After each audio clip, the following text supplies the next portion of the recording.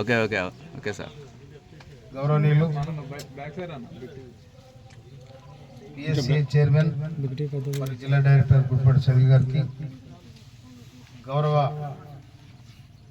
PSC chairman అందరికీ, vice chairman కవిత శ్రీలత గారికి, అందరు డైరెక్టర్లకు, మార్కెటింగ్ వైస్ చైర్మన్ బిఎన్ గారికి, ఇక్కడ మా నాయకులందరికీ, గౌరవ పత్రిక ప్రింట్ మీడియా ఎలక్ట్రికల్ మీడియా మిత్రులందరికీ కూడా నేను హృదయపూర్వక ధన్యవాదాలు తెలియజేస్తా ఉన్నా.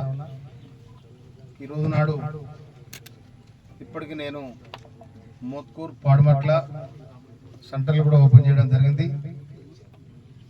ఇది తుంగతుర్తి నియోజకవర్గ కేంద్రంలో ఈరోజు పిఎస్సిఎస్ తరపున నేను ఈ సెంటర్ను ఓపెన్ చేయడం జరిగింది.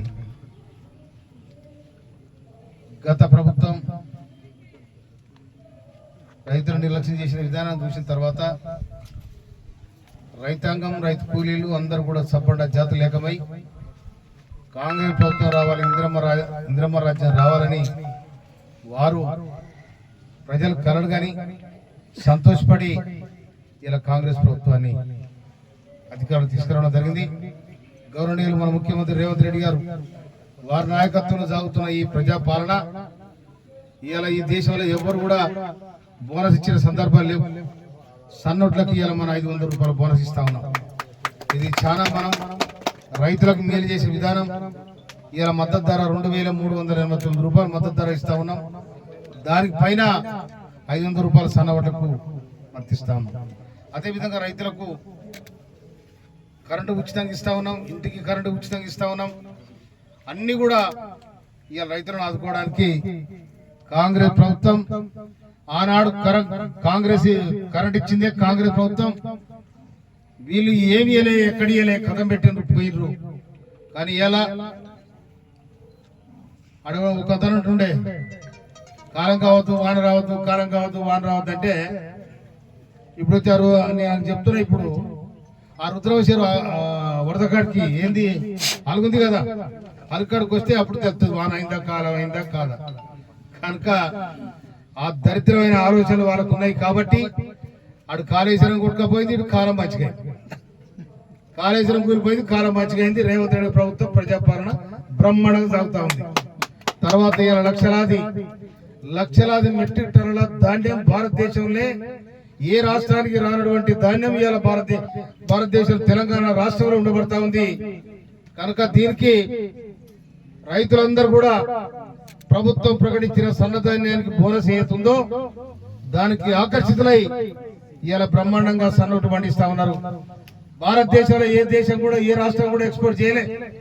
ఇవాళ మన రాష్ట్రం గౌరవనీయులు రాష్ట్ర ముఖ్యమంత్రి వర్యులు రేవంత్ రెడ్డి గారి ఆదేశం ప్రకారం గౌరవ మన సివిల్ సప్లై మరియు ఇరిగేషన్ శాఖ మంత్రులు ఉత్తమ్ కుమార్ రెడ్డి గారు వారి నాయకత్వంలో దాదాపు వ్యాధుల కొద్దీ ఇవాళ మనం ఇతర దేశాలకు ట్రాన్స్పోర్ట్ చేస్తా ఉన్నాం దాని రైస్ను, బియ్యాన్ని.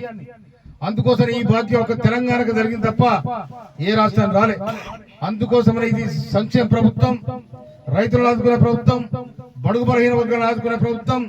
ఇందిరమ్మ ఇల్లు ఇస్తా ఉన్నాం. దాదాపు ఇవాళ 3,500 ఇండ్లు ఇవాళ ఈ నియోజకవర్గానికి ఇస్తున్నాం. ఇంకో 1,500 ఇండ్లు కూడా వస్తాయి.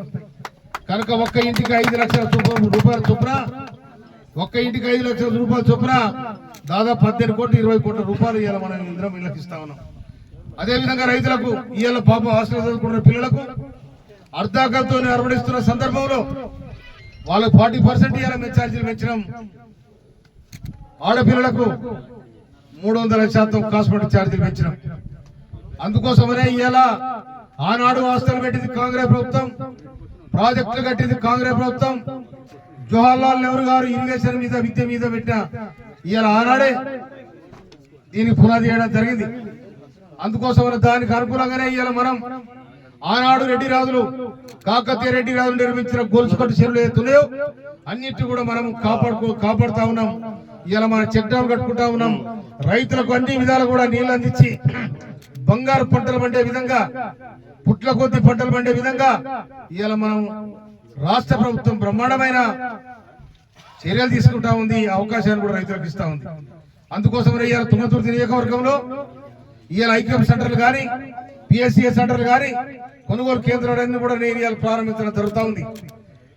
ఇవాళ ఈ నియోజకవర్గం నల్లగొండ జిల్లాలో పెద్ద నియోజకవర్గం, 9 మండలాలతో కూడుకున్న నియోజకవర్గం. ఈ నియోజకవర్గంలో ఉన్న ప్రజానికం మొత్తం కూడా సన్న చిన్నకారు రైతులు తప్ప ఎవ్వరు కూడా కోట్ల సంపన్నులు లేరు, 100 ఎకరాలలో కూడా ఎవరు లేరు, వ్యాపారస్తులు లేరు.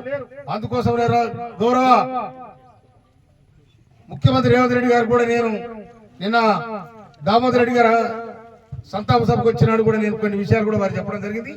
కనుక ఈ నియోజకవర్గాన్ని నేను 2 సంవత్సరాలు పూర్తి చేసుకునే సందర్భంలో ఇంకొక 2 నెలలు అయితే 2 సంవత్సరాలు పూర్తి అయితే మీ అందరి దీవెన వల్ల రాష్ట్ర ప్రభుత్వం వచ్చింది. మందుల స్వామి ఒక ఉద్యమకారుడు ఇవాళ ఎమ్మెల్యే గెలిచిండు ఇక్కడ. అందుకోసమనే అతి తొందరలో ఇక్కడ వచ్చిన ఎమ్మెల్యే క్యాంప్ ఆఫ్ అవుతుందో దాన్ని మార్చేసి తుంగతుర్తి పట్టణానికి దగ్గరలో పెట్టాలని కూడా నేను కలెక్టర్ గారికి కూడా లెటర్ రాయడం జరిగింది. ఎందుకంటే అది ప్రజలకు అందుబాటులో లేదు. అందుకోసమనే ఇక్కడ ఉన్న కొన్ని కార్యక్రమాలు కూడా చేయాలని సంకల్పం ఉంది. రాష్ట్ర ప్రభుత్వం కూడా సహకరించే విధంగా నేను రాష్ట్ర ప్రభుత్వం మెప్పించి అన్ని విధాల ఈ నియోజకవర్గాన్ని కొంచెం నేను బంగారు కొండని చేస్తానని చెప్తాను. కొంచెం నన్ను గెలిపించినందుకు నా కష్టంగా ఈ నియోజకవర్గాన్ని కొద్దిగా ముందు వరుసలో పెట్టాలని నేను ప్రయత్నం చేస్తా ఉన్నాను. అందుకోసం మీరు అందరూ కూడా సహకరించాలని చెప్పి అన్ని రైతు సంఘాలు కూడా ప్రారంభించడం జరుగుతుంది. అతి తొందరలో వేల పుట్ట ఓట్లు కూడా ఈసారి బ్రహ్మాండంగా పడ్డాయి. కనుక వర్షం కూడా బ్రహ్మాండంగా వచ్చింది. వాగులు వంకలు ఏకమైపోయినాయి. పుట్ల కొద్ది పంట తీసి ఇలా రైతులు సంతోషంగా ఉన్నారు. అందుకోసం కాంగ్రెస్ ప్రభుత్వాన్ని రేవంత్ రెడ్డి గారి ప్రభుత్వాన్ని దీవించాలని మీ అందరూ కూడా నిండుగా శుభాకాంక్షలు తెలియజేస్తూ ముగిస్తాను. Thank you.